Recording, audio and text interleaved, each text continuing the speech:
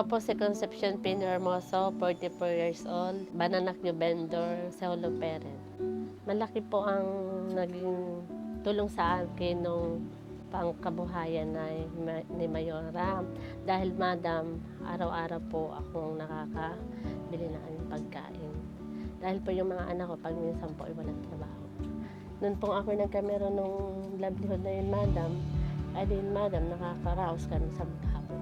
Nakakain po kami ng 3 beses sa araw. Maraming salamat po sa kay Mayora dahil po sa ibinigay na livelihood sa akin. At malaki po ang naging tulong sa aking pamilya. Mahirap po maging solo parents, pero po sa tulong ng city government po, naitaguyod ko po ang aking mga anak. Marami pong salamat kay Mayora sa ibinigay na tulong sa akin at malaki rin pong tulong para sa aking pamilya at mga anak. Marami pong salamat.